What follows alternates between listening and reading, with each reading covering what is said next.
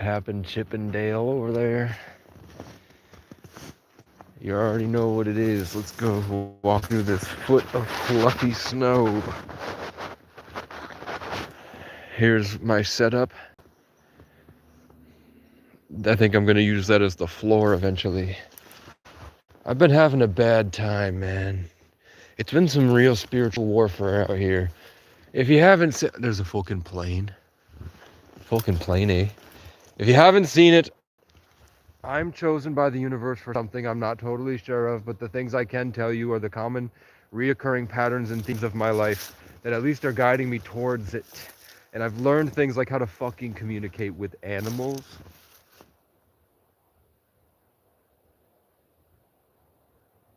I can make them go quiet. And then when I pick up,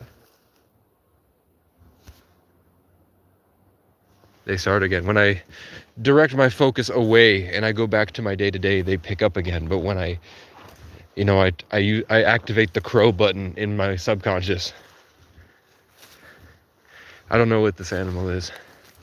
I think it's a squirrel, but I've never heard them do the chatters like this. I'm used to little red squirrels. Like I can hear you chewing the wood up there. I just don't know what you are, fam. You might be a raccoon, to be honest. Because you sound pretty big. What? I've never heard that sound in my life. What are you?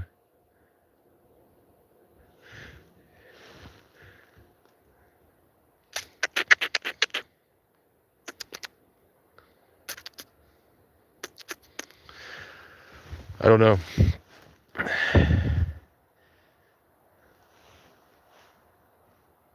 This kind of looks like where I was last year, don't it?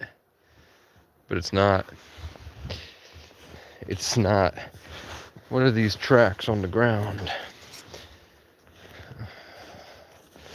The problem with it snowing is you never know where your bathroom went. Oh, God, do I have the balls to shit on camera? Now that I have, I don't know, 1,000 more people than I did last time.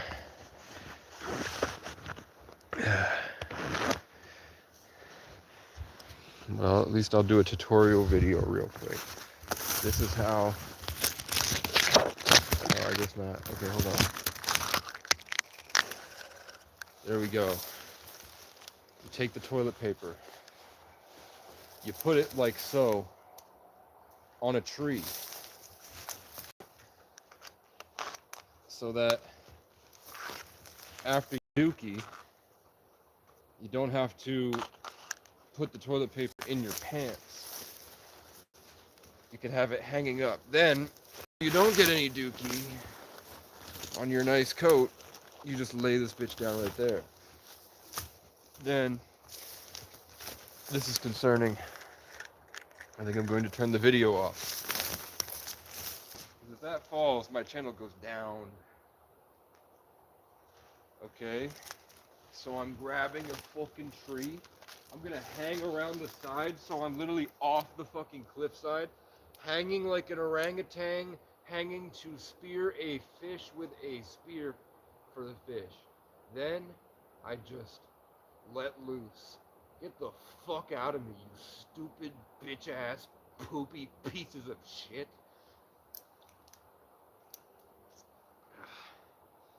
Then you realize that you put your toilet paper way too far from where you're hanging, and you still have piss, so you have to angle your shit so you don't piss all over yourself.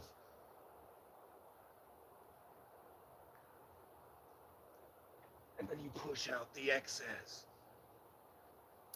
You really get it all out of there, then you have to crawl back up the fucking hill without any dingleberries.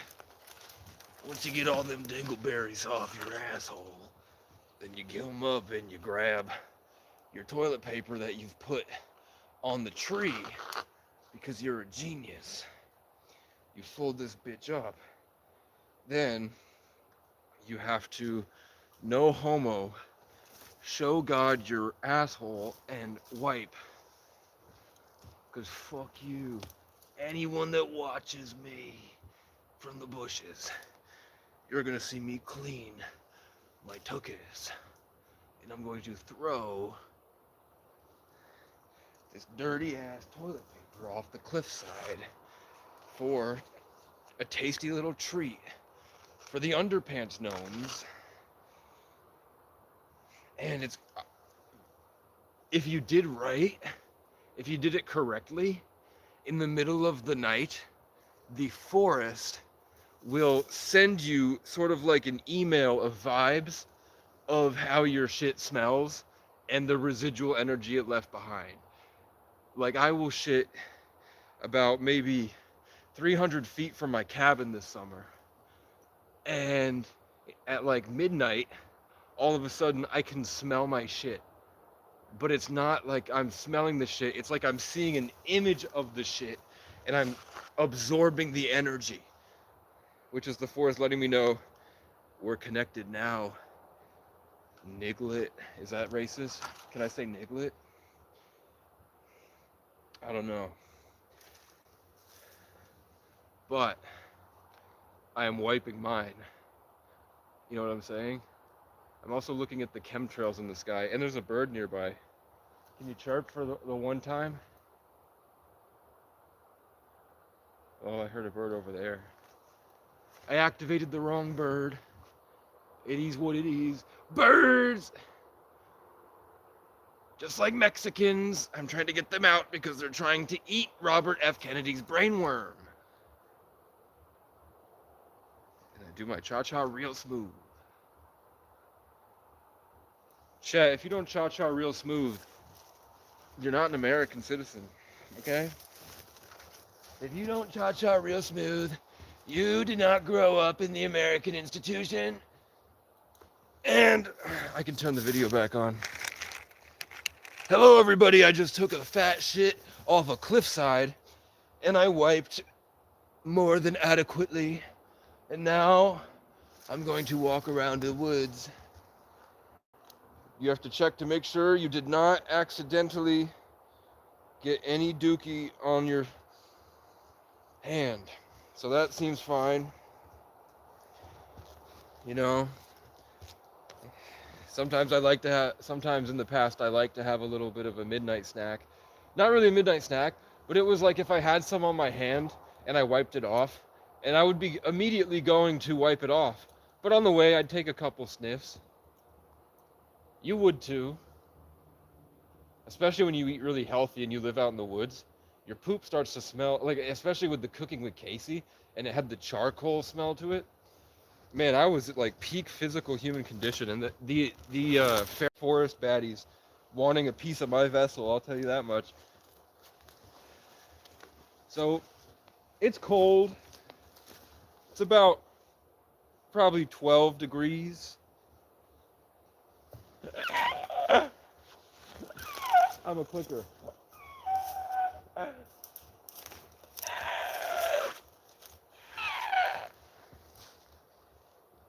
What the hell? Where's my sleeve, man? All right. God. Ah. Oh.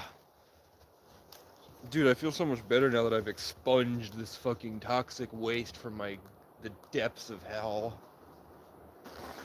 Okay. Is that a Scooby snack?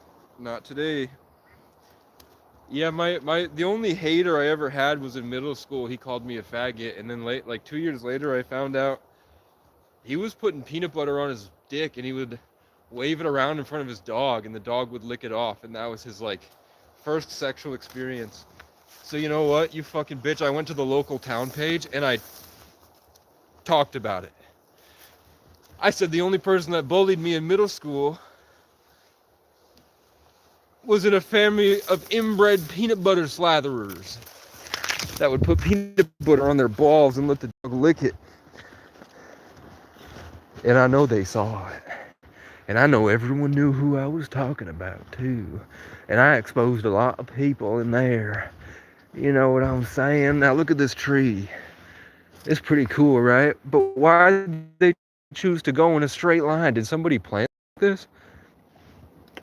Why are these trees in a straight line? This is where I'm going to try to move my site. When I get the new quilted cabin tent coming in the mail, and you can hear my bird going, pew, on my right side. We're going to walk through these pricker bushes. This fall, before the winter hit, you could not walk through this. All of these dadgum, god dang prickers were all the way upright, and it was completely, I had to cut through the prickers with a machete and really get in that bitch. That's a done falling over tree, if you ask me. What the hell? Recoding, rerouting. So we're out here in the birch forest, and I'm thinking that I'm gonna make this my new site. I'm thinking, even though it's prickers, I'm gonna like find a bunch of dead trees like that one right there, and I'm gonna saw them bitches up, and I'm gonna build a foundation of sorts just to lift me off these prickers. And I'm thinking like right here, man, right? You can hear all my chickadees. I want to sleep with these chickadees and not with the crows. This is where the chickadees live. So I'm trying to live with these chickadees instead. So I'm going to clear out a path right here, and I'm going to go here and make this my humble abode for the rest of the winter. I was invited to go to Oregon to work on a husky farm, but I don't have any money to get to said husky farm. And they're offering me a pretty decent car for a really good deal. It's just, they're getting weird, man. I tell you, you hang out with Casey long enough, you go fucking insane. And I don't know why, but it has to be that I'm so innocent and pure. My natural righteous drive to become better without any expectations of others tends to make people jealous, and they wither away like until they become like SpongeBob's grandma, sitting there like, and the chocolate woman, they like the chocolate woman, sorry, chocolate, but instead of like, Casey's energy, I'm gonna pretend to be anything that will get me close enough to molest his spirit and take the energy for myself. And then once I've gotten myself to a big enough position where the people respect me for how I treated Casey, I will leave him to the curb, and I will treat him less than a dog, just as my ancestors did, the Irish. And it just is what it is, man. I just keep trucking. I'm grateful for some of it. And what makes it, the only thing that made me feel better is that my tarot reader dropped a video about the crows and about the king cobra and about the 1133, and then the next day it was a 33, and then the day after I felt a big calling to it. I knew what was happening. This guy, that my boss, has the same last name as my mom, and they're both kind of in the same bracket of narcissism, of simple deflections to try to burrow their way into having control over as much as possible. These control freaks. It's just the Leo added an emphasis on care. You know, it's just weird, these predictable cartoon characters. I don't get it. I don't get how they don't get it. But it is what it is, because the point I was trying to make, other than I'm super fly, is that my tarot reader dropped a video explaining everything I talk about as if he's watching right now. But he's not, because he's busy with a fucking kid. Ain't nobody watching Casey with a newborn baby, you know what I'm saying? In a full-time career, you know, ain't no way, boy. So he drops a video about somebody with my mother's exact astrological placements, and he describes exactly what she does. And he described how the person connected to that, so obviously they have the same last name, doing the same behaviors, and he went in depth as if he got to zoom into the guy's psyche. And I was able to really understand where it was coming from and put some pieces together about what he said to see the hidden truth of the situation. And then he acknowledged me being the righteous, persevering healer trying to make everything better, which I needed to hear because I had forgotten that for a long time. That in my survival, I do always focus on making everything better. I don't know if people realize that. What's this, a kookaburra? How about a go fuck yourself? Oh, I want to show you this pricker tree. Oh, pricker tree. Oh, pricker tree. How did people let you get so big? And then I have to charge my phone. I'm down to my last cigarette, chat. It's killing me. I'm dying out here. And it hurts. I like cut my hand open walking in these pricker fields. It like cuts my legs open and it itches and hurts at night. But I still walk through these daggum pricker fields. And I'm going to show you this daggum pricker tree. Hopefully it will ward off creatures. So this is a small pricker tree. The prickers aren't out yet. But I'm more concerned, look at this. This bitch hurts. I was like, trees can't be prickers. But if you let prickers grow, they become fucking trees. Did you know that? I bet you didn't fucking know that these daggum little prickers right here, if you let them grow long enough, they become fucking trees, man. It's like in the water, man. I keep these nerds wet like a totodile. But I left them all up at the dial tone. What they not want is not even a milestone. I got a big gun. I keep it fucking on me like these diamond stones. Here's my Timbs. I got this with my work money. I don't have any money. I spent it. I was loaned a cabin tent. He spent something like $540 on it. So I owe him, I think now I owe him $30 because of the shoveling. Which means I just have to do an hour and a half of work. I'm trying to get 6 hours of work so I can get a tent stove. Because Will survives.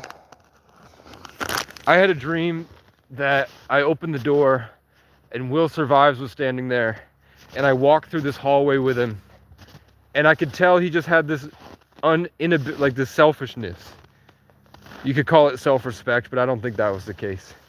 It was that like I was like over-invested in everything all the time. And he was like, I'm only thinking about myself, really. And then we went down the staircase and into this room, and it was a bunch of people playing airsoft. And they were all white, and most of them were fat. And they were all playing airsoft. And I was like, oh shit, I'm so good at this. So I put my finger to my brain, and I held a finger gun, you know, like with one hand, my phone hand on my brain, and then finger gun, and I went, bow, bow, bow. And they didn't fall. And I was like, you're supposed to fucking fall. And then they shot me with the airsoft. And he was like, you didn't have a fucking gun. And I was like, you should have been able to tell that I'm new and that I just don't have the gun yet, but I still got you. And he was like, get a fucking gun. We're playing a game here. And then I woke up. Which is not my first Will Survives dream. I have a lot of Will Survives dreams last year. Camera.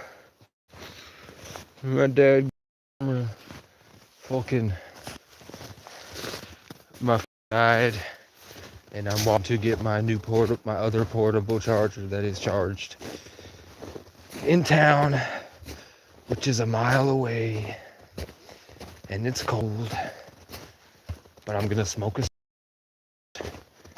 and be on my way to save the day and make a change. Look, I set a trap. If people try to come in here, that door has no traction. So people come in here with their dog and they fucking slip. But it was not on purpose. That makes me sound bad. The door is frozen to the ground and I can't move it yet. I have to go get the metal shovel because when I try to plastic, or I think I need to wait for it to warm up just a wee bit. And then I can move it, okay, guys? I'm not trying to hurt people on purpose. Beware robot spiders. Show no love. Kin 47. And let's smoke a cigarette. My last one.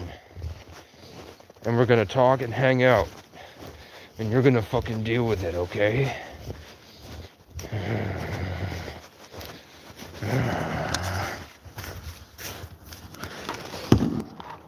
Chat, after years of pontification, I figured out, after a long conversation with one of my disciples, I've decided that not only are girls whack, but they have cooties and they are possessed.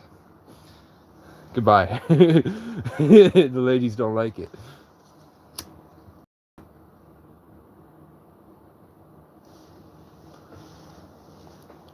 I've never seen a man that enjoys cheating.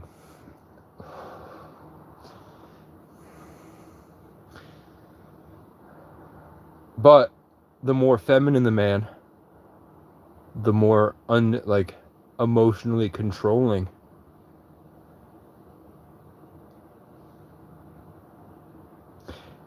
They dadgum tried to infect me with cooties, I swear to God. It's an epidemic out here. I don't know if you knew that. Now that we're alone, I can tell you. It's an epidemic out here. It's gonna get worse. That's why I want y'all to start putting some goddamn chickens. Put some goddamn chickens at your house before the next epidemic hits. Everybody is sick and it ain't seasonal depression, it's AI. And I have hair. And I wear it however I please, man. So, I showed you the pricker tree. We're going to get my portable battery. We've decided that women have cooties. And you know what? The older I get, the more I'm okay with it. You know? I think the cooties were just bad because I didn't have independence. Now that I'm independent in the woods, I can manage some cooties, okay? You don't have to tell me twice.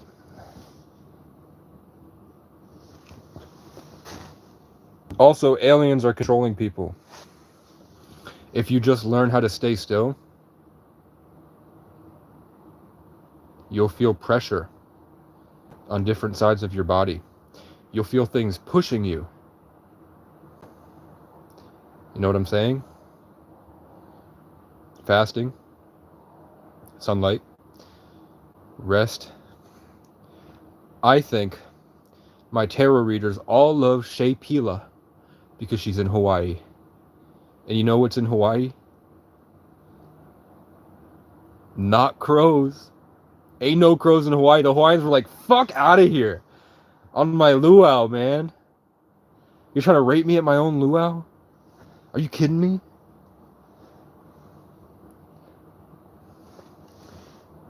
I saw the dark thing that infects my boss go, Jesus was a crow. No, he wasn't. You're a liar. Jesus was a rowdy outlaw motherfucker, you know what I'm saying? He was like, what the fuck is going on in this place? I find Jesus in more homeless people than I've ever found Jesus in anyone that has a job and an electric box that they hide in at night.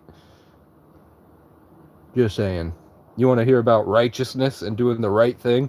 Homeless people do the wrong thing and they feel bad about it, but the trauma has buried them so deep inside, they're pretty much just consumed by the cooties. And it's so easy to free them. It's just acts of kindness without expectation. And then providing them an acre of land that's far enough away from anybody else that they can't connect to their network. You have to take them out of the network that's trapping them. And you have to put them on their own place. And some of them are, most people are fucked up. The stuff in the Bible, like the 7 deadly sins, are running rampant. Pride. And then when you mess with their pride, they get wrathful. And they're only proud because they're envious. It's like you let one in and they all follow behind him. Like mice in my house.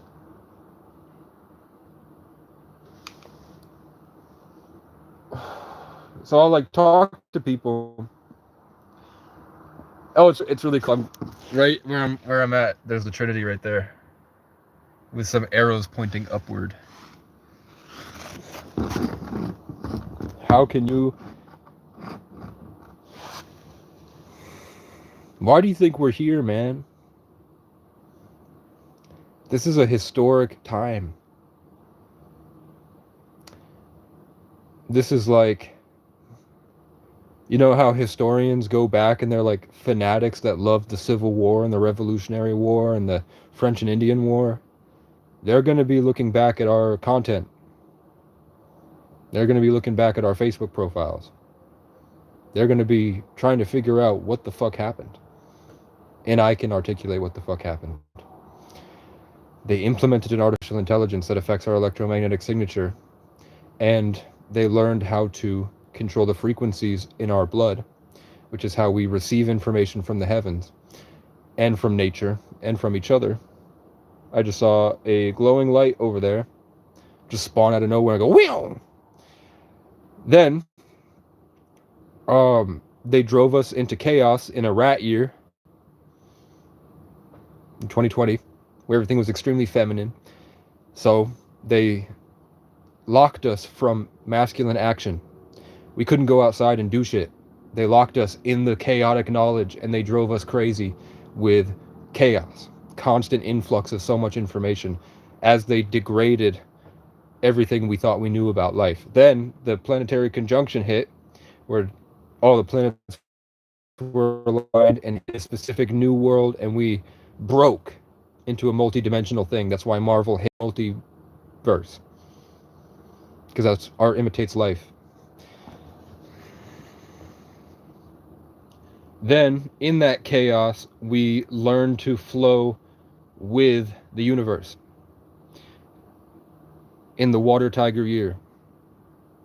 The Water Tigers when things took off again. Andrew Tate, the Sagittarius, whoa, brought us up to the top and reminded us of whatever, even though he sucks.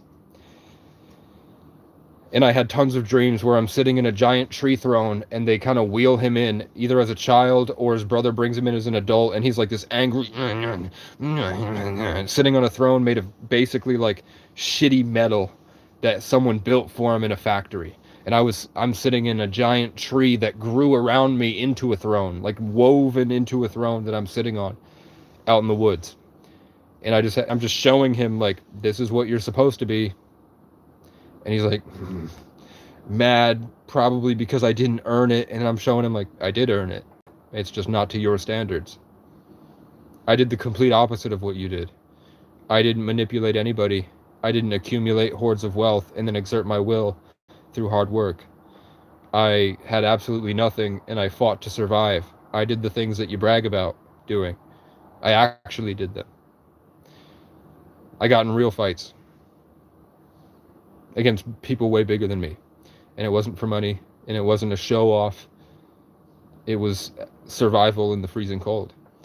And his brother is sitting between us, Tristan, and he's like trying to encourage, he's like basically saying, I'm sorry, man. And I had a dream where I was a giant and I was mauling a bunch of people that they were sending into my B&B.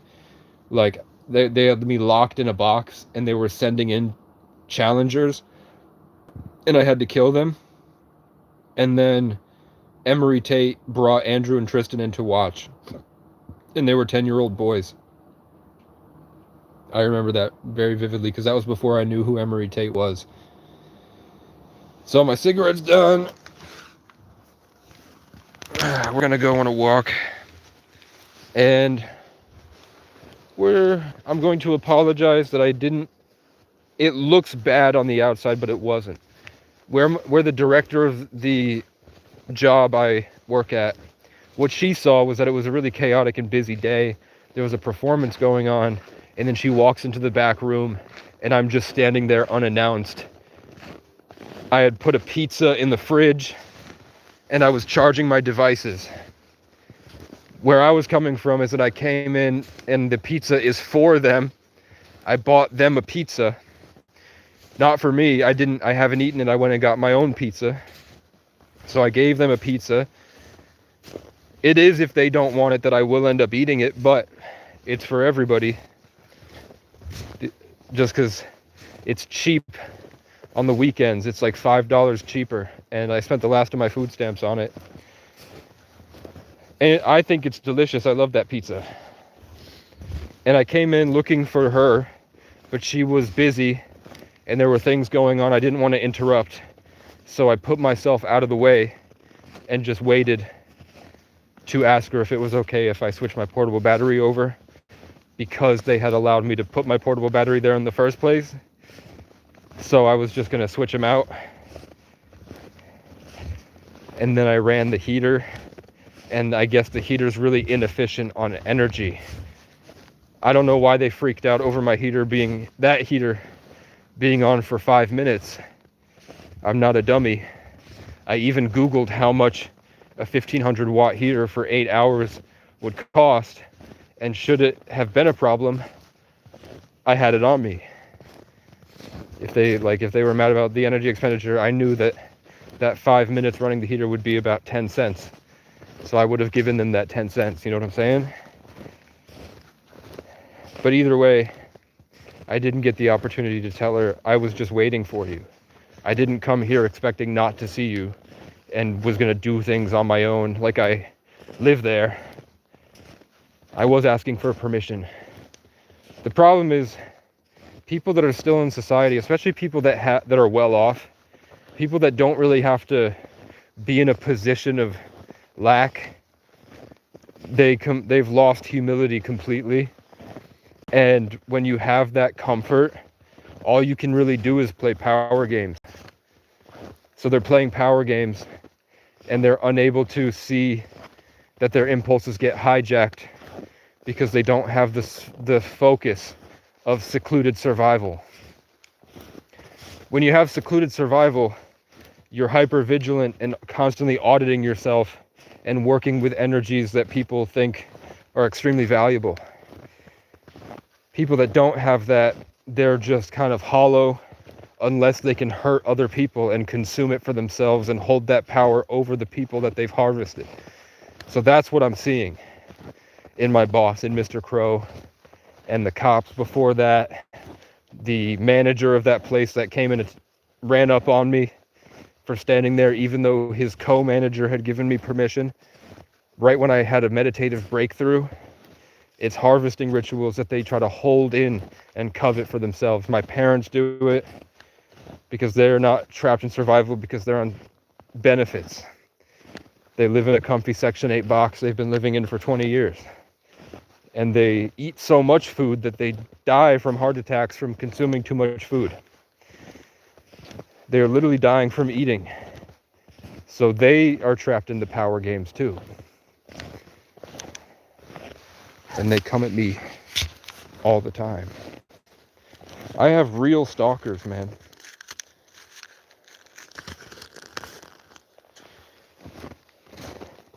But where I'm coming from is that when I got there, I knew that I was so full of potential, and I could sing well, I could play well, I was developing my creative style, and that would make them angry, and they would sort of devolve into barking at me or just like reiterating the same thing over and over again. And I'm like, I don't understand why you keep trying to dominate me with the same point that you've been making for 3 weeks, when 3 weeks ago I've told you that I'm working on it, you know? He was really upset that I didn't have a birth certificate and I don't have control over that, and I was making efforts.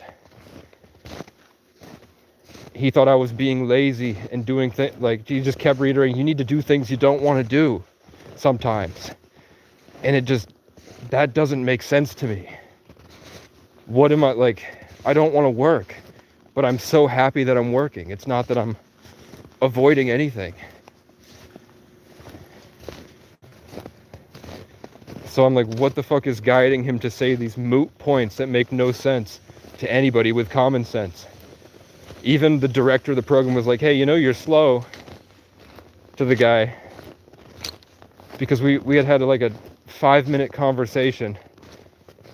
I'd already met her several times, and then he interjected by introducing us to. That was him trying to get in between us. and exert his control over the situation. Other evidence was like, I introduced the guy to Ray, and Ray meets thousands of people a week, especially during tourist season. So he just didn't remember this guy, whether it's because he was wearing different clothes or his beard had gotten bigger or something. Just didn't flat out recognize him at first. So Ray just went, "Hey man, I'm Ray." And the guy goes, "Oh, we've met before. But I'm," and then introduced himself. And then he took a step towards him the same way that I say he kind of lunges at me and points at something and tells me what to do. Kind of aggressively too. Whether he he doesn't see that that's what it is, because he's probably possessed by his addictions. But he did the same thing to Ray, and then he just walks into the building that Ray owns to go look around. I've seen that so many times about how people get hijacked and then they go invade people's space. That's what it's about. So Ray looks at me because he's a devout Christian, and we both have the discernment to see what just happened. We could see the thing crawl into him. Red car with a loud noise. Doing a circle. He's just circling. Going, you know what I'm saying? Exactly what I just spoke about. So I just go, "Yeah, he's not a Vermonter." And Ray's like, "Oh, okay. He's a city person that's still trapped in the Matrix," basically. Was the underlying tone of the conversation. Was like, he doesn't get it yet. Like, Ray was confused because when I introduced him, it had seemed like he was like a similar situation. But we associate, like, in Vermont, you have to differentiate people by class. Like, the guy has a nice job. He makes a lot of money. So I also noticed that as soon as they want him to take over the laundromat. As soon as he told me he had a new position as an owner-operator of a business, he got real ego. He started, instead of saying like, "Hey, can you do this?" he just said, "Yeah, you can do that." That was his way of telling me to do something. Was saying, "You can do that." And also, just imagine being in the car for 45 minutes, locked in the car, and the guy goes like, he's saying something that doesn't make sense. Like, say I'm walking down the street right now, and I'm going somewhere. And then for 45 minutes, he's going, "You better walk down the street. You better be walking down the street." And you can see that I'm obviously walking down the street. Does that make sense? But the whole way I'm doing it, he's like trying to get over in a domination way. And I didn't understand why he was doing it until I felt completely empty inside, and I felt like he had taken it. And then he shut up. As soon as he was comfortable, because he had sort of like bullied it out of me, and he felt he had stolen the abundance, whether he wants to admit it consciously or not. That's what it was. He was like fiending for my energy, so he found a way in, and then he just kept pressing the same button, spamming it, saying the same sentence again, over and over again, for 45 minutes. And I think he did it 45 minutes on the way back too. And I think he also did it, and then in between that, he'll like sneak in jabs at me around my YouTube channel.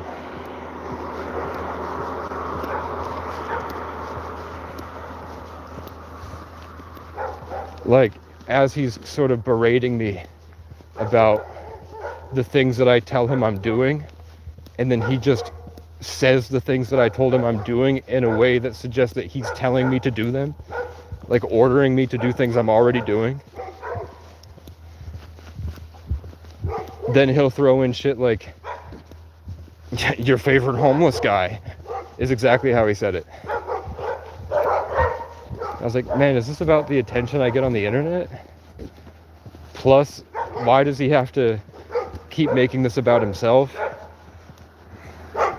We could talk about so many other things, but when I get into other things, he's not interested. Hi. Hello. Hello. I don't want to antagonize you, dog. What? You're wagging your tail. That's right.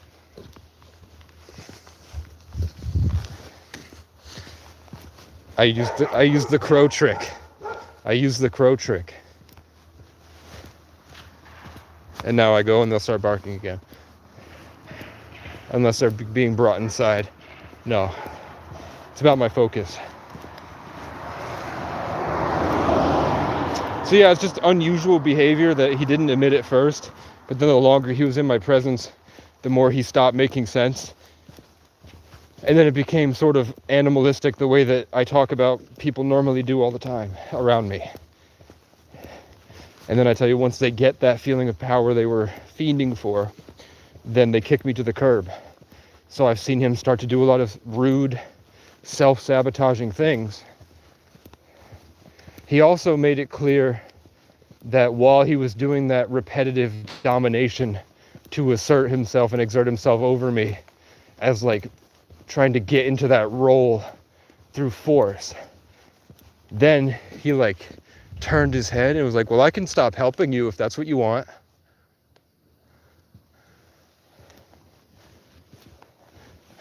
Shaking, grabs a cigarette.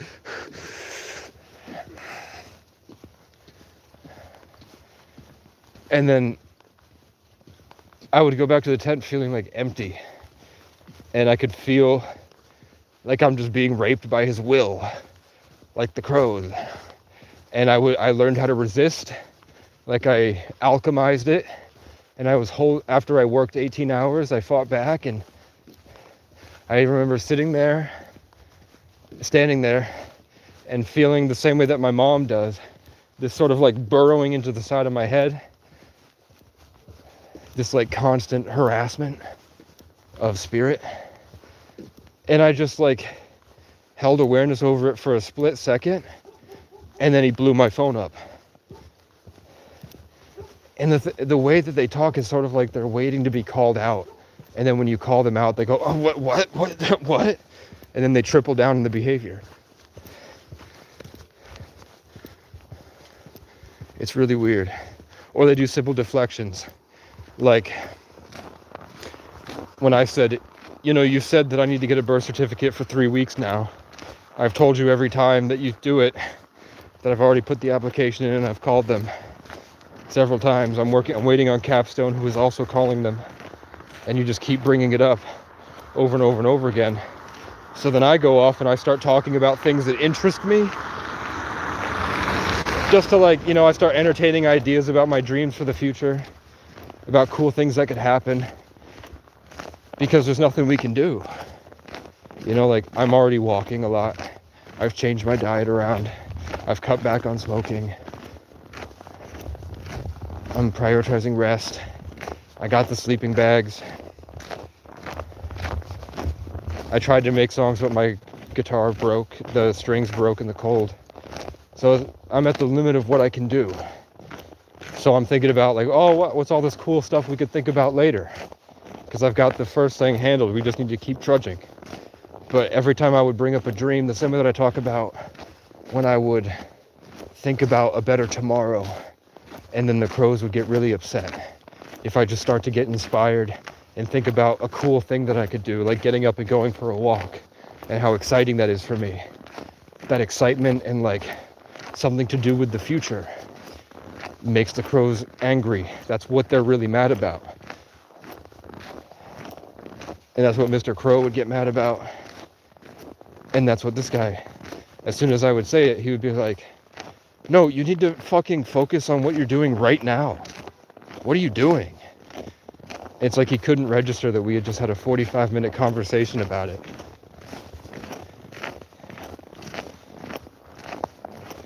And then I realized he was trying to invalidate to keep a sense of control, because he's a controlling narcissist. But I think that the narcissism stems from addiction. I don't think it's like a mental disorder from birth. I think it's their daily habits have kept them in a demonic cycle that they can't recognize because it's been consuming them for so long. So when I raised my vibration, it scared the things puppeting the people. And in that car ride, I was able to see it clearly. It looked like a gremlin after you feed him after midnight. And it was white. And it crawled into the car. And it was pressed against the side of his head. It smiled at me. And then it poked his brain. And as soon as it poked its brain, smiling at me, he went right for another cigarette. And then it laughed, and then it disappeared. And then I saw this even bigger dark force, like the mind flayer, push against my neck the same way it's keeping him stuck. It started to keep me stuck. And then for the next week, I started smoking cigarettes way heavier. I bought an extra pack, and when I would smoke them, I didn't feel anything. It wasn't medicinal like I usually do. It wasn't like to align myself and focus and start creating. It was purely just something dark was like dissolving my consciousness, and I would throw up. I couldn't inhale. I couldn't really speak.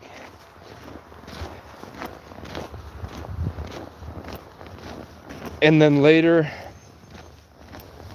the one time he walked into the back room and we were talking, and then I felt him kind of try to exert that same control over the space.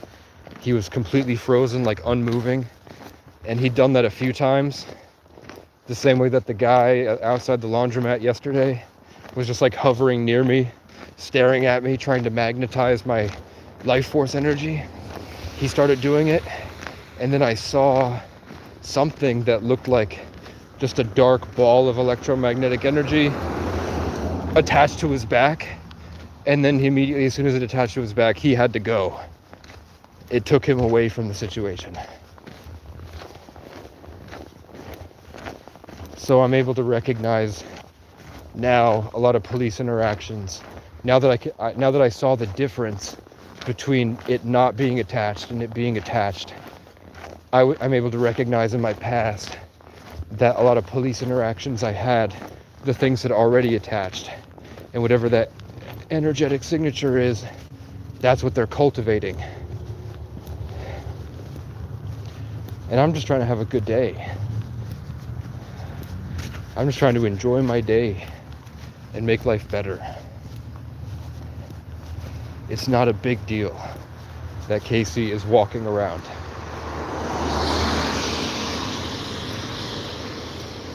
You don't have to make it so big as to say, well, Casey wants to... This is what I'm concerned about. My birthday was a week, 5 days ago.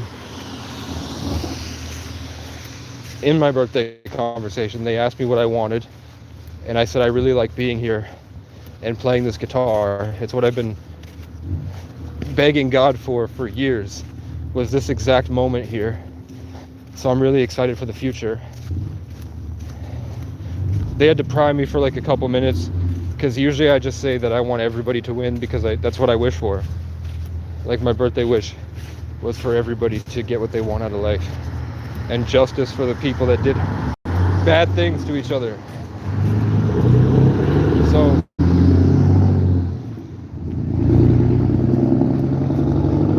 that was all well and good. Then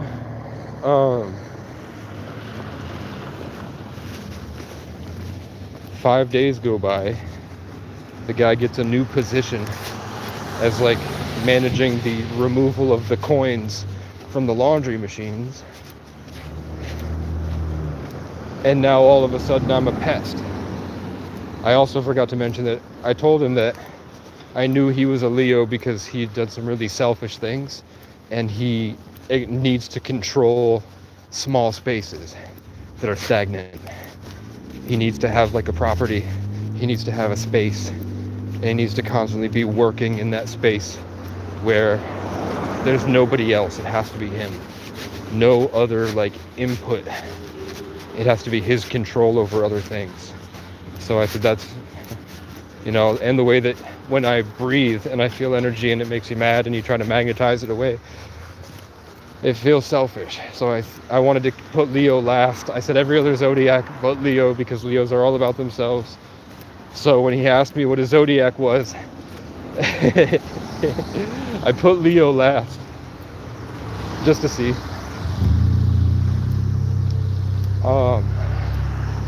Because obviously he's a Leo. My dad's a Leo. My cousin's a Leo. Everyone at the gas station has a Leo. I also knew that 4 was going to be a significant number because of his oppression and control over things. Weaponizing his care. And turns out he's born on the 4th. So, and I picked it up because my cousin's born on the 31st. And he's the same way. And my aunt is born on the 31st. And she's the same way. So that 4 is present. That's how I was able to recognize the behavior. So, what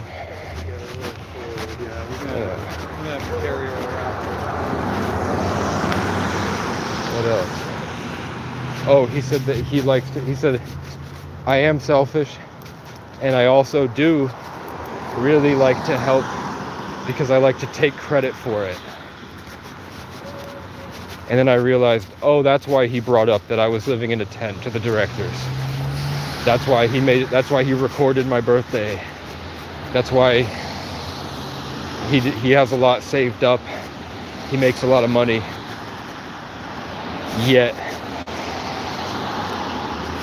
it was really important the amount of hours he drove versus the amount of hours I worked.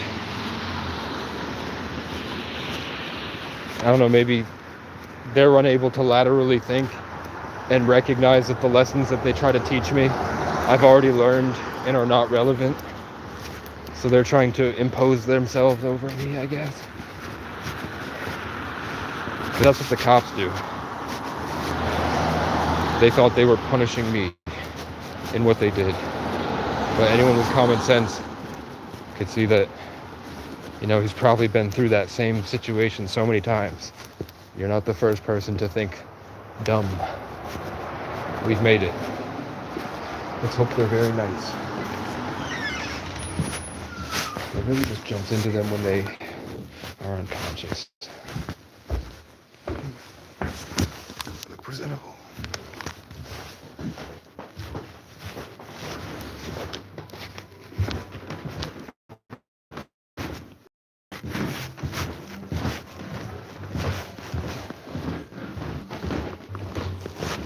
Howdy, partners.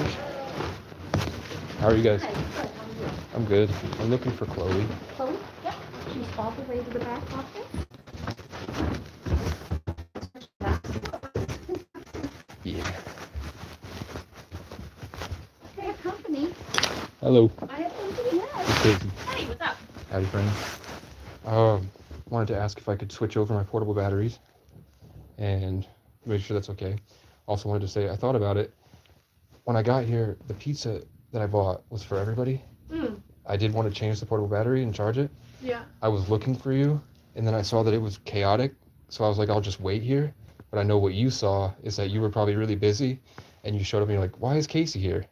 And I didn't get a chance to say I was waiting to ask permission. I don't want you to think that I'm just going to walk in unannounced and do my own thing. I'm not. Thank you. I'm not like that. Yeah. So that I just want to make sure we're cool there, and you no, weren't mad. The other thing, Eric told me that heater is like really bad on energy. Yeah. I only ran it for 2 to 5 minutes, Okay. and it was just a portable battery. When it's cold, it needs to be heated up to work, and I couldn't get it in time, so I just left it here, and now it's charging. But it wasn't like I had left it for like a half hour just sitting there. Okay. It was like perfect timing, unlucky that as soon as I turned around and walked away with the heater, you show up and it's just sitting there. Yeah. So Eric was like, gave me a huge lecture about you need to know you're not living here and all this stuff. And I was like, I promise that's not what it is. So I just wanted to make it clear that if you thought that way, it's not what it is. Okay, well, thank you. And yeah, we should check in and like have some clarity about like what the expectations and schedule Okay. are. But I don't mind that you charge things. That I could see the calendars and stuff. Your website or something maybe. Yeah, the website, I mean, we're posting all of the public events are all posted on our social media and stuff and our newsletter but yeah, we do have shared calendar. We could let you I've been thinking about when I sit out in the woods, it kind of comes to me a lot that you guys should have merch. You guys should have Chandler like bomber jackets that say Chandler Music Hall, keep it community or something. Yeah. Something cool. Like I really want to do I want to redo that logo coming to Cumbies that's on that thing there. I think Abby would be pretty cool to do it, or like people that are good at murals. Yeah. I thought maybe Chandler could pick that up. We could work on like a logo design. I have a bunch of really cool ones. I'm just not a talented artist. And yeah, we're working on coming up with some new branding before we make any merch. But yeah, Eric's part of that conversation. So if you have any ideas, you can. okay. He's helping organize that. I think people are just stressed, or maybe he's tired. It was like he drove me to get a wood stove I told you about, which was like 45 minutes. I told him that, you know, I have to get a birth certificate. So I had to do this like long application process and mail it in. But for 45 minutes, he was kind of stuck on like, why aren't you getting your birth certificate? Why aren't you getting your birth certificate? And he just kept saying it for 45 minutes. And I was sitting there like, I'm trapped in here with you. I've already told you. It was pretty stressful. After that, I don't know. He told me he likes to take credit for helping me. I don't know what that means. Like if he likes telling you guys that he helps me. No, I think he's Yeah. just trying to be helpful. And he is. Yeah. Really helpful. Yeah. It's just like, I don't know. It kind of threw me off for a little bit because I don't know what that means. It kind of felt like, I don't know, maybe he's just overworked and tired. He's definitely. That's what I'm thinking. Stretches himself very thin. So yeah, everyone's going through their own things. Yeah, but he wants me, I guess, to pick up the cleaning, change, replacing the drinks, maybe over at the laundromat. I guess he's taking some type of position managing that. Yep. So I should be doing that. I don't know who I'm supposed to talk to, if I'm just supposed to wait, but there's that. If there's also anything you need from me, or if you like know other businesses that need shoveling too, Okay. if I'm done here, I could go to them through you or something, because they don't respond to my Facebook ads about, you know, I'm out here shoveling all day. If you guys Yeah. need help, they don't do it. But I know that I'm standing out there watching. They're really struggling to do it, and I go up. They don't really have an interest with me, but they might have an interest with you. You know.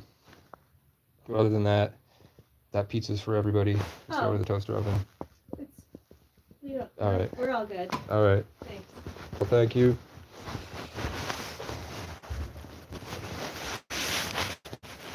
Okay.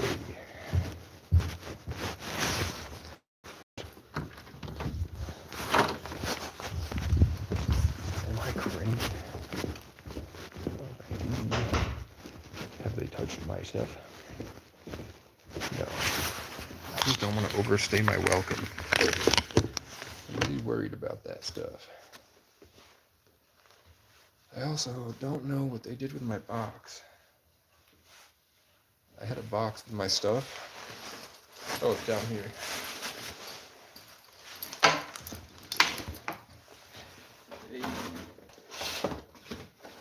I can make amazing merch if I was socially accountable.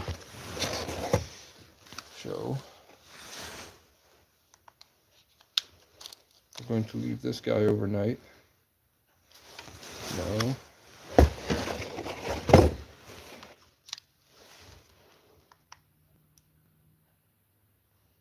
Yeah, I think these are just busted.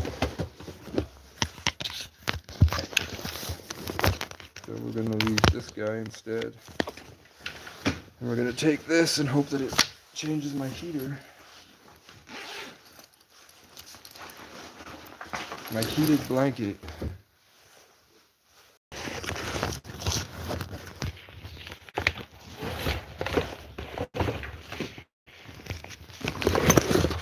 These are my new headphones.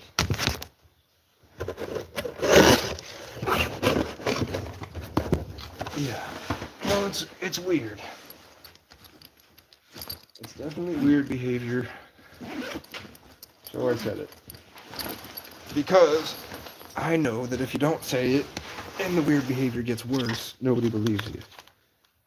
So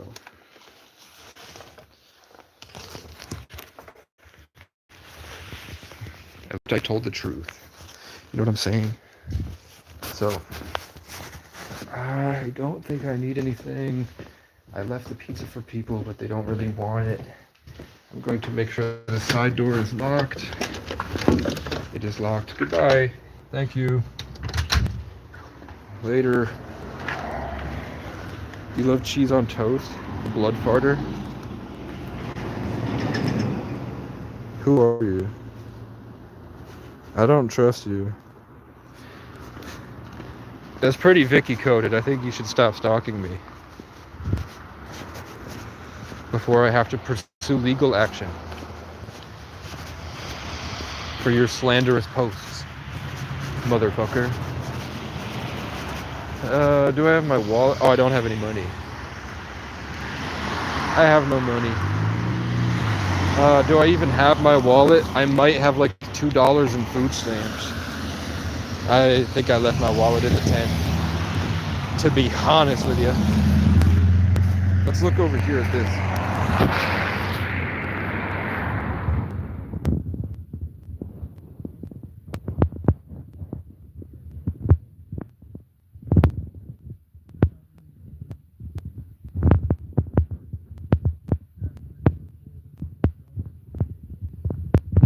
Hell yeah, I did a horrible job shoveling. But I did really good on this side. That's decent. I did a really good job on this one. That's decent. That shouldn't be there, but that's okay. It's not going to kill anyone. I also did this whole thing gets covered in ice. You see, it's even back. When the snow melts and it comes down from the roof, it creates like this huge sheet of black ice, which is really dangerous. So tomorrow maybe I will come back and throw some ice.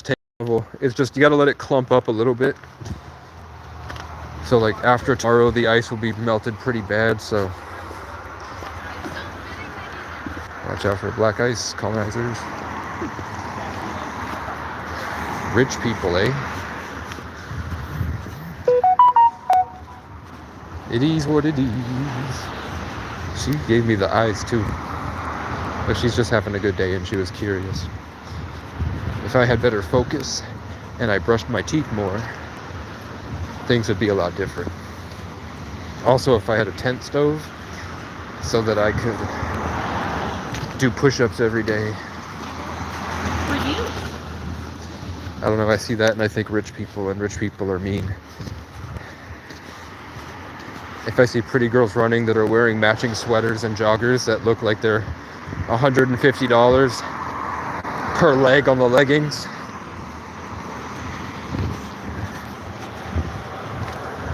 I think that they're trapped in the Matrix and they only see me as a sex toy, like a BBC.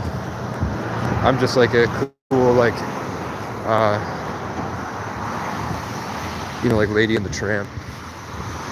Because if you do it authentically, not like that, they don't like it. Howdy. Cool. I'm out of scratch.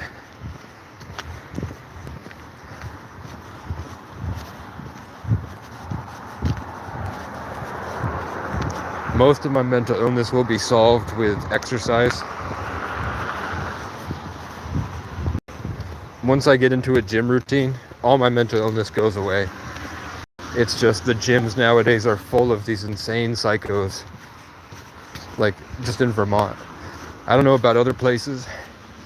Maybe y'all could let me know, but Vermont, when you go in, it's like a bunch of really skinny dudes that are weak, and they're sort of like posturing the whole time, stomping around trying to get close. And that comes from privilege. That comes from they need to feel like a man through something they do to another man. And real men are like, don't even think about that at all. It's like mosquitoes bothering us. Like it's just like an annoyance. And what sucks is that I have my PTSD is really bad. So those little things that they do, when I was 18, I would have been like, what the fuck? Walked away, got a girl's number, went and had a good day, met up with that girl and fucked her that night. Now it's like, why the fuck is that guy doing that shit to me?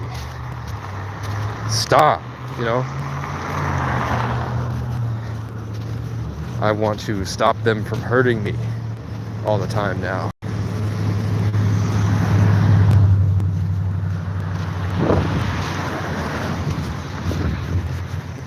So I don't want to go to the gym. I'd rather build my own gym. Or once I get a car, maybe I could ask that security that was responsible for several different arrests with excessive force. They didn't have to trespass me. They did so out of prejudice. There was a guy that was just enjoying feeling safe in a place where the public hangs out, and they just decided he wasn't allowed to be the public because he had long hair and he would smoke cigarettes sitting by the graveyard. And one time he ate a pizza and he had a camping bag and he didn't want to carry it all the way into town. He wanted to leave it and then come back a few hours later with the rest of the stuff he was carrying that he didn't want ruined in the storm.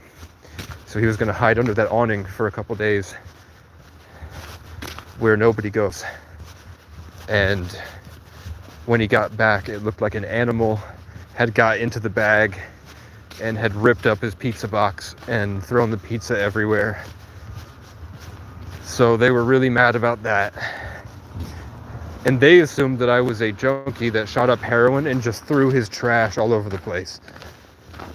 Like, the thought didn't even occur to them that it could have been an animal and I could have been just a normal guy that likes to sit there and play guitar because it's nice. So maybe they would be willing to let me use and clean the gym at night for the next 2 months, because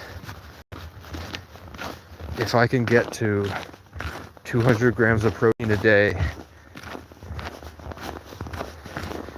and my macros,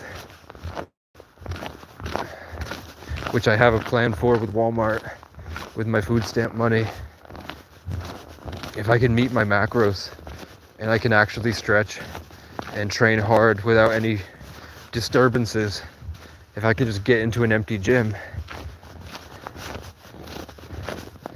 I have a good chance of putting on like my beginner muscle weight again, because it's been almost a decade. So I could gain like 15 pounds of muscle just by finding my 1 rep max, going to 70-80%, 3 sets of 8, 2 negative reps at the end, hit failure just on every exercise. And I deadlift, squat, hack squat, Bulgarian split squat, leg press, calf press, hamstrings, farmer's carries, shrugs, weighted sit-ups, mile run on the treadmill,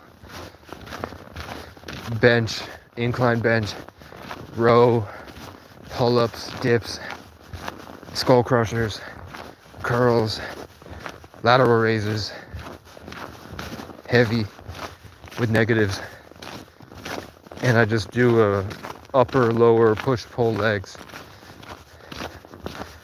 for the next 2 months. As long as I'm eating right, I'll gain 15 to 20 pounds.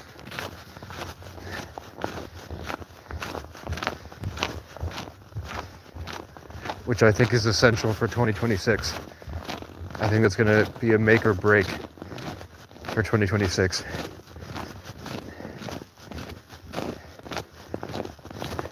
And I need to get a computer. I need to get a studio space.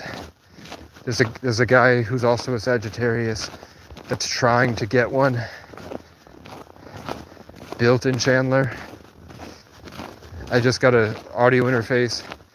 If I can just get a computer, maybe an RV, so that I can start recording, start editing my videos with my workouts.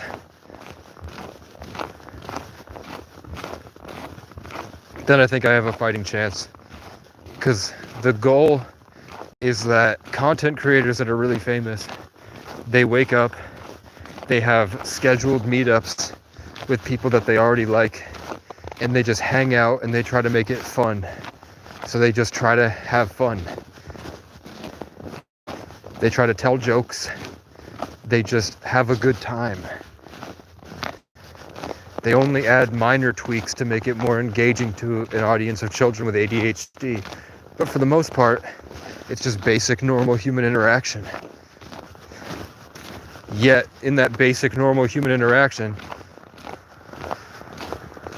they're making upwards of $500,000 a month. So if I can just get into a position where I can have fun and record myself having fun, that's how you heal the world. So that's what I'm trying to do, man. And it's like the spiritual war is just fighting to have a good time. And just slowly removing the things that prevent you from having an even better time. So what do you want to teach the world, basically? And I think Casey's superpower, like if I had one thing it would be to teach, would just be the way that I have fun. No matter what life throws at me, I'm laughing and I'm having a good time. Even if I'm like, oh, it sucks, I'm telling jokes. I'm going on walks. I'm enjoying my food and my drinks, my Rockstar recovery energy drinks and my yerbas. And I'm singing with the birds. I think that would be the legacy I'd like to leave behind.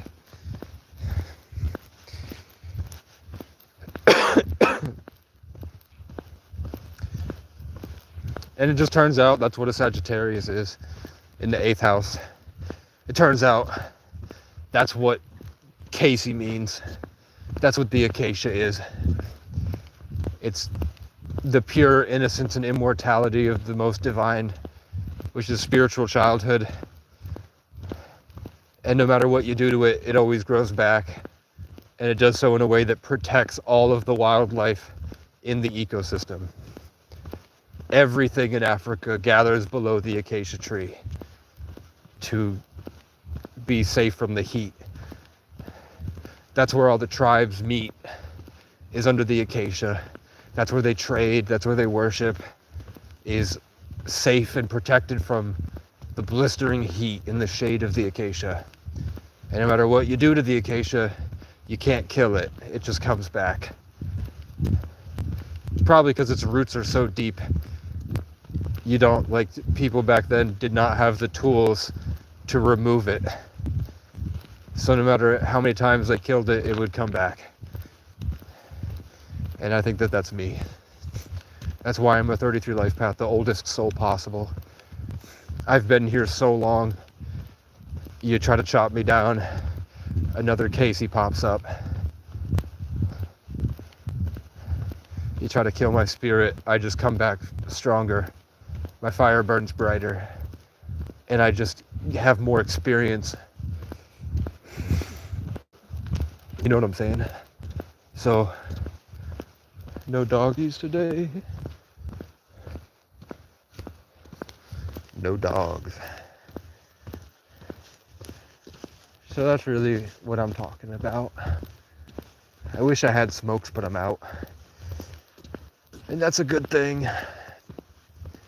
Because now that I don't have cigarettes, it feels like my brain is breaking apart a lot of blockages, and I'm growing past it, and the water is getting into more parts of my brain, which is overwhelming. It's anxious, it's hard to function, but it's only because I have so much energy going through me. I process such a high level of dense information at once all the time that I live in this like more complex, vivid, terrifying to most reality that when I was out here in survival, learning how to manipulate the entire universe in real time while you have active threats that respond to your thoughts and you don't have the weapons or the means or the safety or the security to protect yourself can be terrifying. As I'm walking down the street, I just have a random thought, and that thought inspires me to think of something else, and I think of something else, and I think of something else. And then as I'm thinking about that last thing, it creates like this giant buzz and this inspirational like purity that makes me go, oh my God, oh, everything was bullshit. I was crazy this whole time. Holy shit. I just lateral thought my way back into reality. And then I look around and everybody else is trapped because they haven't gotten there. They haven't risen to this point. So I just like hold it, and then I see the things puppeting those people become aware of me. And then all of a sudden everybody's coming at me. And I understand why streamers and famous people need security. Why gang members have to go in packs. Because when you acquire knowledge in this life, knowledge is the most precious form of energy. It's better than any form of wealth. And when the world has gone crazy and now you can just magnetize it out of people, you have pathetic little pussies like Ethan May who think that they can just steal it from me.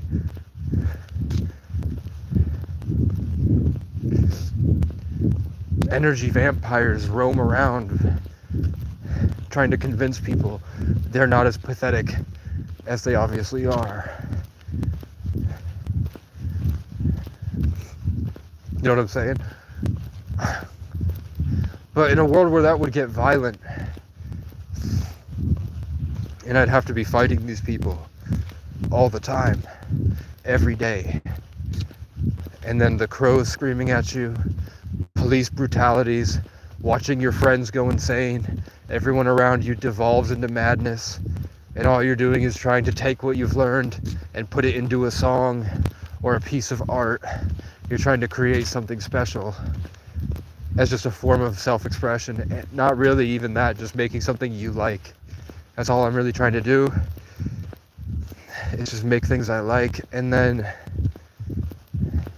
it just gets overwhelming, and it's constant. And I noticed that when I would smoke cigarettes, I would feel like shit. But when I would kill my brain cells with the cigarettes, I could tune it out. I could forget. And I would just kind of fall into my heart space and kind of live with that peace.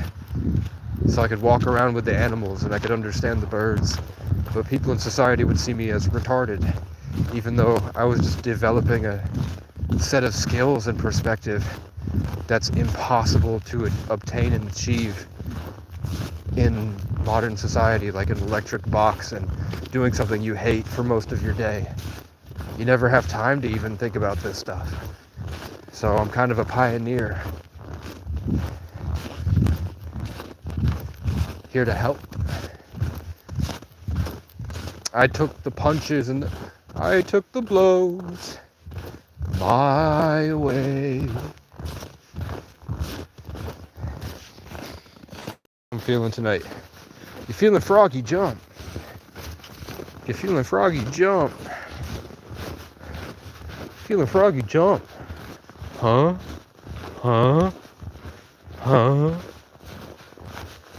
Huh? You feeling frog-like? Leap.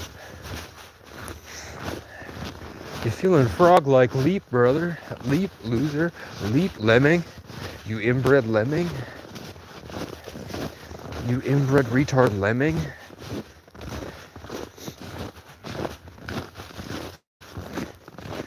You inbred retard lemming.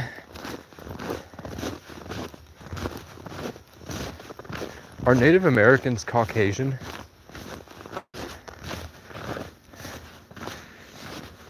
I don't know. How did Russia and Siberia birth two different cultures? The Russians and the Siberians. But they live in the same place.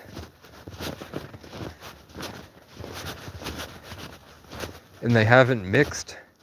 They've been hanging out there for like 10,000 years. Yet they're still very distinctive. This is Russians. These are Siberians.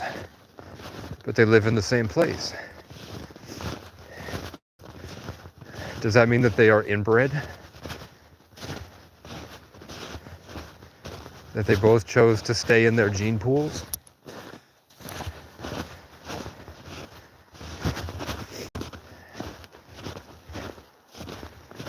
I don't know.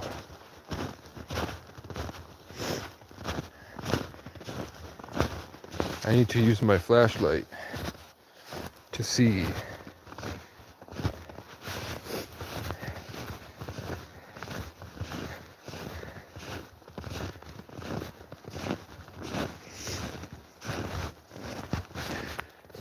Even though my truth is crazy, like, Chloe's kind of a bot. She's not going to understand what I just told her about the other guy. But while I was sitting in that back room, I felt something that seemed like an angel or Jesus's hand on my back. And I heard him clear as day go, "You told the truth." With kind of like this caring encouragement. When I was thinking like, man, did I fuck up? And they're like, no, you didn't fuck up. You told the truth. That's the most important thing you can do.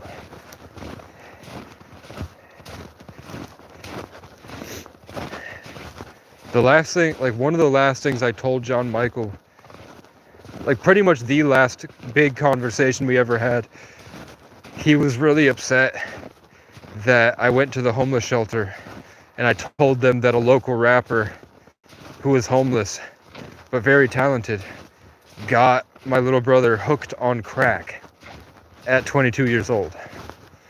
He's like, that's not your fucking business to be telling people any of that. And I froze standing above him at the lake and I said, the truth is a golden light that when you speak it, it makes communities better.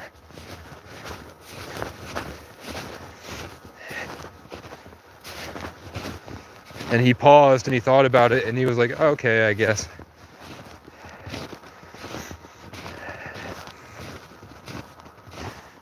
He was a competitive energy vampire. And he had been doing it to me our whole friendship. And at the very end at the lake, the last time I saw him, I had the skills and focus and knowledge to identify what he was doing. And I took my power back from him as much as I could. And then I left. And I sat in my car and I left him at the lake. And then he very aggressively, angrily stomped into the back seat and demanded I drive. Like he was still really feeling like he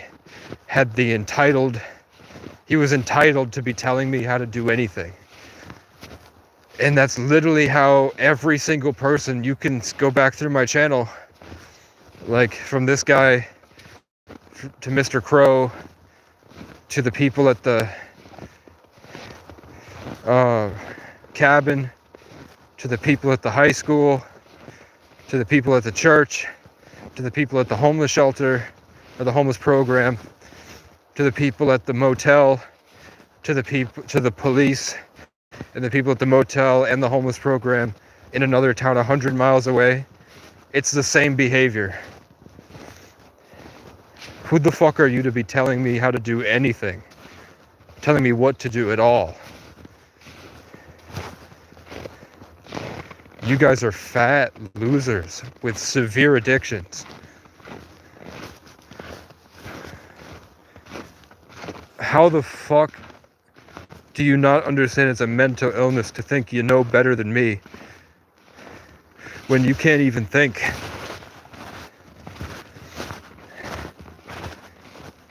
The biggest revelation I've had this year is realizing I didn't have the problems that everybody thought I did. They had the problems. And the whole issue was their own fear. They were afraid to acknowledge the things they didn't like about me was a schizophrenic delusion and a projection of their own behavior. They were upset at themselves and they took it out on me. And they weren't able to see clearly the situation because it would require being a good person. And they weren't. And that's probably all over the Bible. I bet that's one of Jesus's main messages. Is my saying that I came up with. Selena Colon? Who the fuck are you? CC33? Are you a cross-watching gang stalker? I'm going back to my tent that I live in. This is my hole I hide in. I live in a den full of trash. And I say I'm always going to clean it, and I do clean it. And then, just because it's such a small space, I ended up just throwing most of my shit outside here.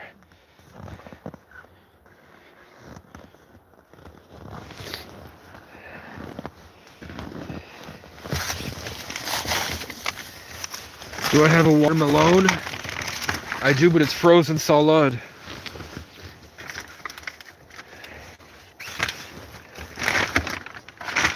But now that I have a portal, look, I don't even have leg room. It broke. But now that I have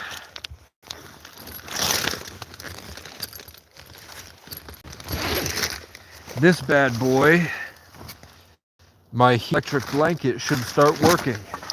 Is that popcorn? Oh shit, and I have my midnight snack. This shit's about to turn into a good night, I think, for real, on God, no cap. And I just leave that open for air. And then I grab my TP, which is in my pocket. I take off my jacket because I like the cold when I'm in the blankets. When it's not sub-zero, I am Siberian enough that I like the cold. I did have my wallet on me. Fuck you. I could have gotten some shit with that. Okay. Hold on to this. Jacket goes here. I remove my muck boots on the side here. Very grateful that I have these muck boots. I put this here. I put this here. I take this off. I take this off. I even take this off. Then I just make the pillows a little bit, which I will adjust later. I line up the sleeping bag so that it's sort of close to where I'm trying to be. Usually I have to make adjustments like rip it off and then realign what I use to block cold air from the ground.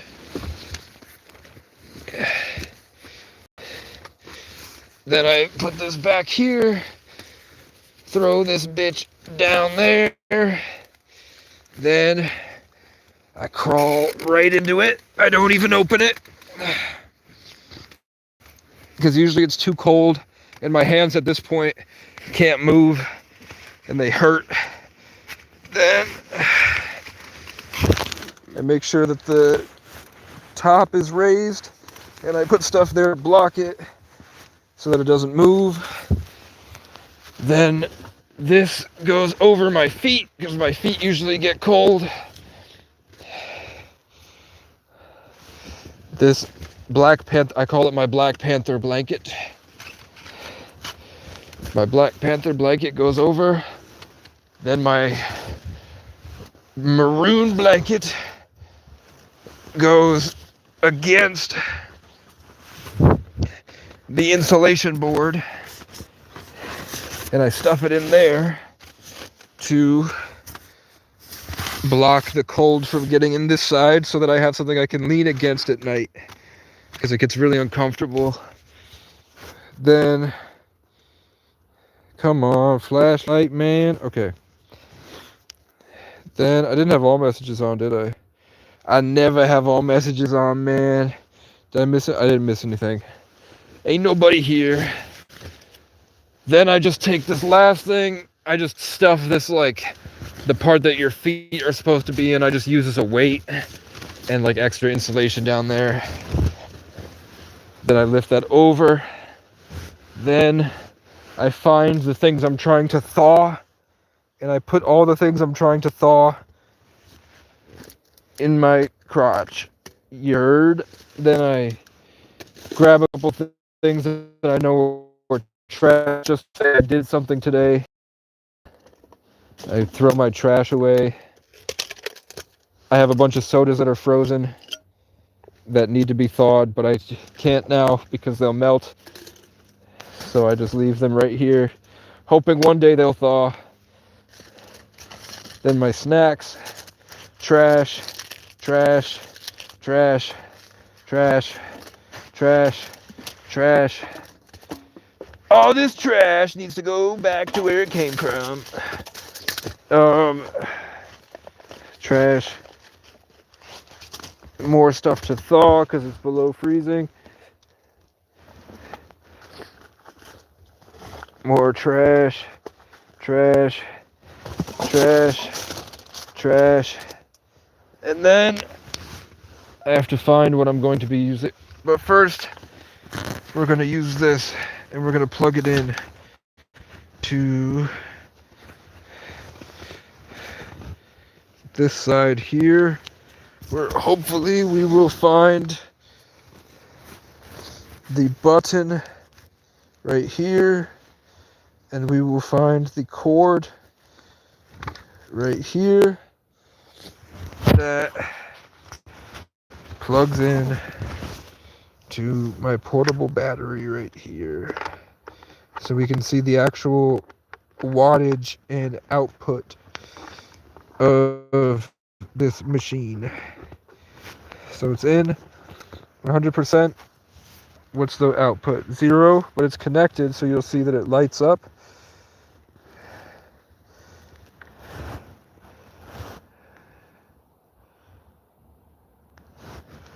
Now red is high, which is 7. Oh shit. Immediately I felt it on my legs. It's actually working now. The other thing wasn't capable of producing any heat. I have to use this one. Like that is considerably, like, huge noticeable difference. Like it's actually activated. I can actually feel it heating up in here, especially on my feet. That's nice. That means I can actually have my water Malone tonight. So then we just do simple hygiene stuff. Everybody left. Everybody's gone. It wasn't interesting enough.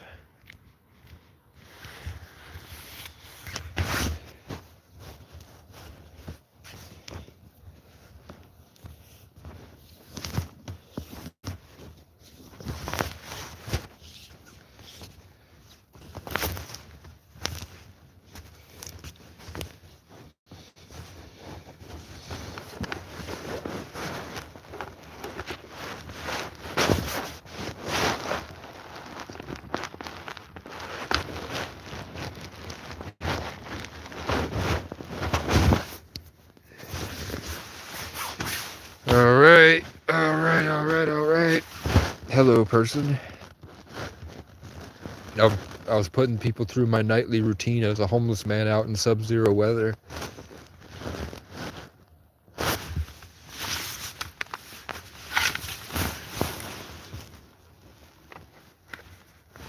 And it stops charging sometimes.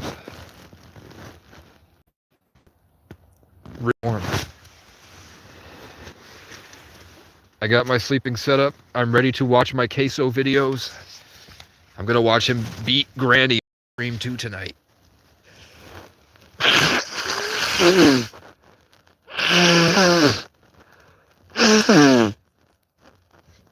Ugh.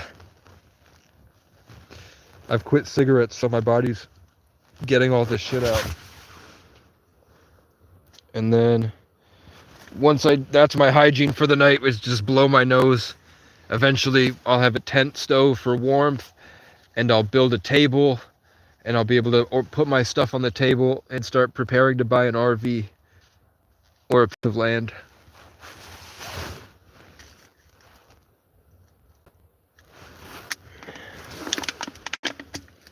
Where's my popcorn? Right here. All right. So then I just sit here and I stuff my face.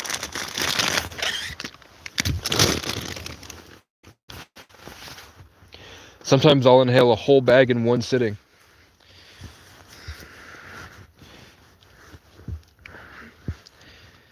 Okay, I'm shoving the cold into the heated blanket to thaw. This can go here. Let's move my pillows up. Oh, I love this. My vanilla chai. This is the best. Vanilla chai is the best. The strawberry, banana, and the mango and the green goodness make you feel better. The vanilla chai is the best tasting one I've found. And they're fucking expensive, so you better become disabled and get on food stamps to get it. Good thing I'm traumatized. Actually, though, okay. Now we go under here.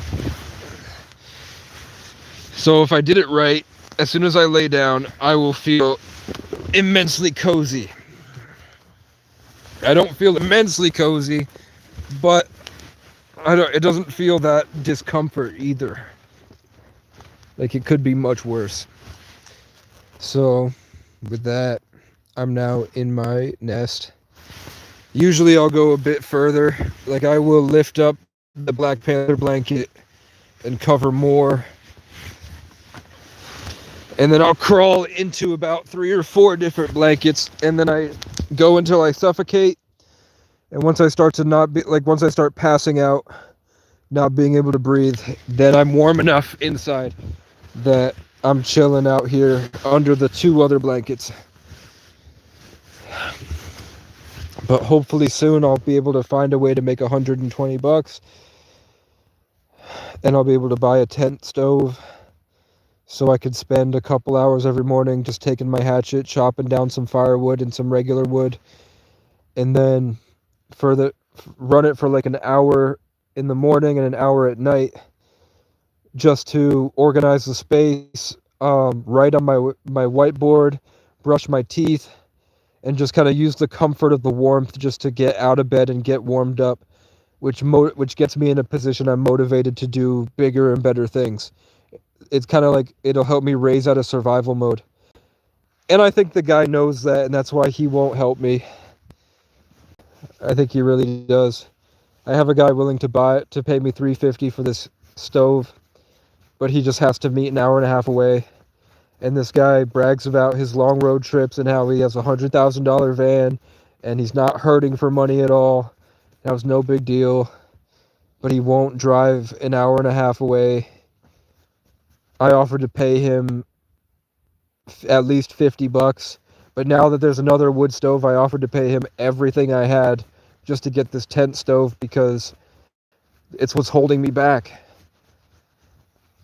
I guess we'll see if this electric blanket is enough. Because he did buy me this blanket, man. I just don't understand why people act the way they do.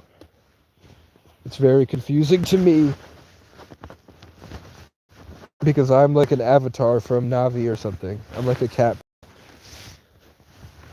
I'm a 33 life path.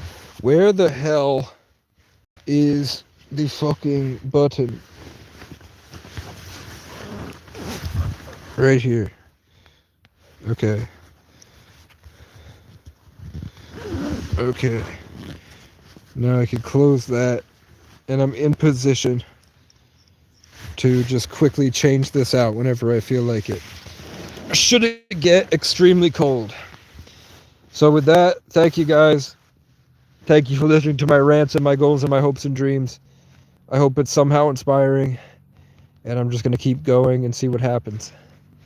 I have big plans for life, but God doesn't seem to let me be able to do them unless I can completely make a historic change, like a permanent change in the hearts of the people that come into my life. It's like I have to like my leadership skills are being tested, and I'm up against like extreme narcissists trapped in social conditioning. So I really have to learn my enemy in a way that doesn't make them my enemy. You know what I'm saying? It's really hard, but I get up every day and I go and I do it. And every day I make progress. So I'm proud of myself.